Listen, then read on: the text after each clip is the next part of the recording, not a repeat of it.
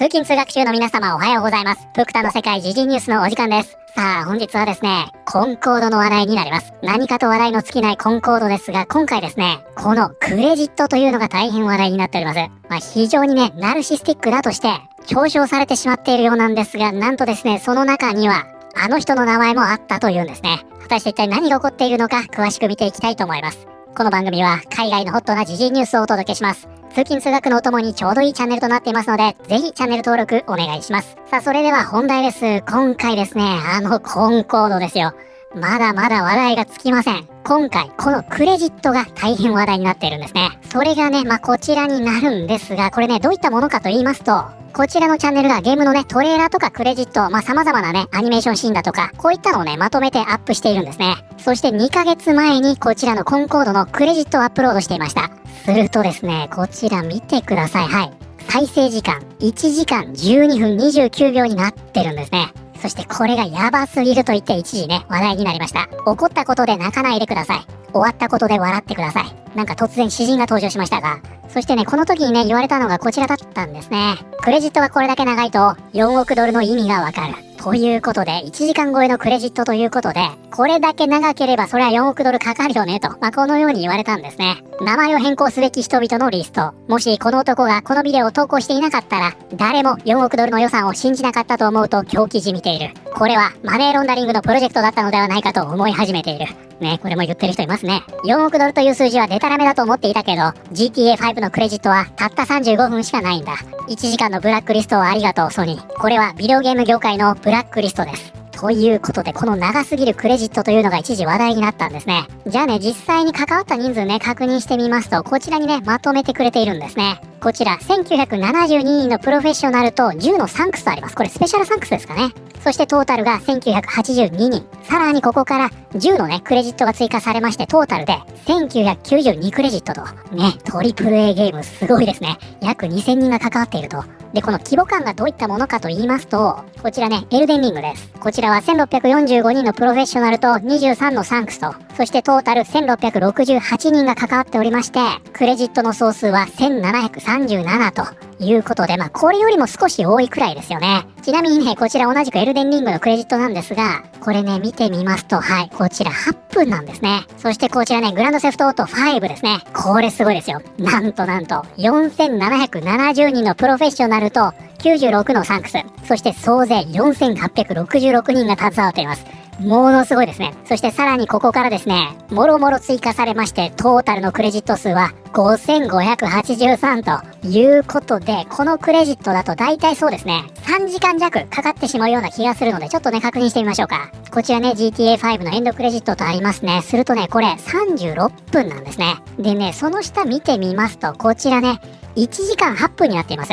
で、その下が1時間14分でしょ。で、その下は46分と。で、これがね、なんでなのかよくわからないんですね。プラットフォームによって表示の仕方が違うとか、そういったことなんですかね。そうするとですね、コンコードのクレジットが異様に長すぎるということになってしまうんですが、なんとですね、これ、その後ですね、このチャンネルがどうやらですね、2分の1の速度にしているというのが発覚するんですね。なんでそんなことをするのかよくわかりませんが、見やすくしてくれたんでしょうか。実際はですね、こちらでした。これね、見てみますと、はい、これね、36分なんですね。これがね、正しい長さだったということなんですね。ただ、いずれにせよ長いですけどね。人数の比率的に言いますと、このコンコード基準で言うならば、こちらのね、GTA のクレジットというのは、90分ぐらいないとね、おかしいということになるので、いずれにせよですね、かなりの尺を取ってね、たっぷり見せているというのがわかるんじゃないかなと思います。そしてね、それを象徴するのが、ちょっとね、こちら見にくいんですが、この下にですね、はい、見てください。プレイヤーがね、ボタンを押して、この開発陣を祝福、励ましすることができます。すごいでしょ。これがやりたくてね、長いクレジットになったのかちょっとよくわかりませんが、これでまたね、ナルシスティックすぎると言って嘲笑されてしまっている状況なんですね。じゃあちょっとね、どんな感じで祝福するのか見てみましょうか。Training pays off. Woo! Let's keep it going. でね、このコンコードの非常にナルシスティックな開発環境、以前ね、ちょっとこちら触れたの覚えてますかね。今回ね、突然言われ始めたものではないんですね。コンコードの開発が同様に、教授と呼ぶように要求。過激な政治を推進し、ワクチン未接種のコレイグスの解雇を要求。とということでこちらですね、colleagues とあります。こちらが本日のキーワードになります。colleague 一緒に働くグループの一員。ということで、こちらのね、colleague というのは、同僚という意味になります。もうそのままですね、一緒に働く人と。で、同僚といえばですね、coworker という単語もありまして、これもね、同じ意味です。ただ、こちらね、colleague というのは、どちらかというとね、専門職。こういったものに使われる傾向があります。そして、coworker っていうのは、それ以外のね、一般職ですよね。こういったもので広く使われると、基本的に意味は同じになります。こちらの記事では、はい、こちらありますね、coworker。同じ見出し内にどちらも使っているんですね。どちらも同僚という意味になります。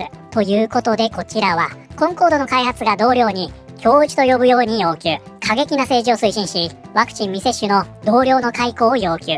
この新しい報告は YouTuber のスマッシュ JT と匿名の情報源から、これも以前言いましたよね。あくまでもこの情報というのは YouTuber と匿名の情報源からのものなので、話半分で聞いてくださいねというように言ったと思います。その話ですね。Firewalk スタジオには深刻な内部の問題があります。彼らの開発者の一人、リサ・ブラウンはノンバイナリーとしてカミングアウトし、会社全員に自分を教授と呼ぶように強制しました。ここね、教授、つまりプロフェッサーです。プロフェッサー X なんてね、有名ですが、自分のことを教授と呼べと。そしてね、この後がすごいですね。教授と一緒に学ぶなどの安っぽいフレーズで定期的に会議を開いていました。彼女は極端な政治を推進し、銃を嫌い、ワクチン未接種のスタッフを解雇したいと考えていました。スマッシュ JT はこう付け加えた。これがコンコードが妄想的な混乱に陥っている理由のほんの一部です。このスタジオについて、さらに多くのことが分かりました。他の情報を公開する前に確認を待っているところです。そのね、リサさんがこちらの方なんですね。スマッシュ JT はブラウンが教授と呼ぶように要求したことについて、もし人々が彼女を教授と呼ぶことを望まなかったり、そうすることに抵抗を感じたりするなら、彼らの仕事は危うくなるだろうと情報筋は話していました。つまりこの人物はプロナウンをこういった呼び名にまで押し上げたのです。教授と呼ばれるにふさわしい資格も実績もありません。彼らは朝、ある日目覚めて、私は教授になったんだ。人々は私を教授と呼ぶべきだと決めたのです。情報筋によると、この変更により、会社全体での呼びかけや、やり取りの調整が強制された。ファイアウォークスタジオの多くの社員は、この人物のそばにいると居心地が悪かっただけでなく、声を上げて何かを言おうとすると報復されるだろうとも感じていました。つまり、プロナウンへの偏見や人への呼びかけ方に非常に同情的であり、彼らに敬意を払わないなら、あなたが間違っているということになります。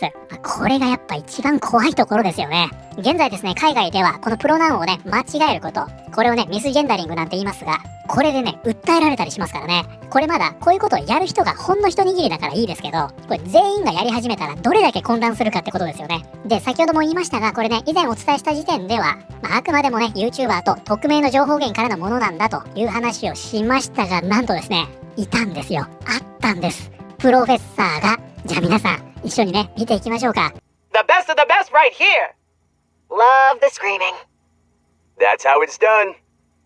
Wonderful. Boom slam. ね、当然ですね、こちらにもいたんですね。はい、ここですね、ファイアウォークデザインとありますが、ここですね、ゲームプレイデザイン、プリンシパルゲームプレイデザイナーとして、プロフェッサー・ブラウン、いました。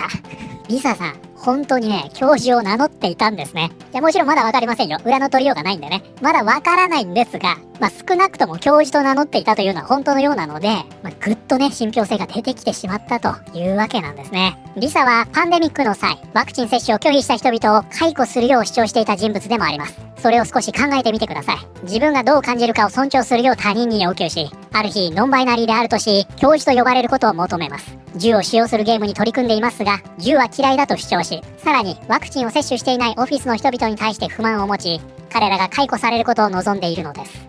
はい、ということで本日はですね、コンコードのクレジット、この中に本当に教授がいたという話題を見てまいりました。いかがだったでしょうか。で、先ほどね、こちらエルデンリングのクレジット見ましたが、これはね、こんな感じで映画みたいにフォントがね、すごくちっちゃくなってるんですね。で、コンコードはこんな感じでしょ。だからね、すごい長い時間を取っているというわけなんですね。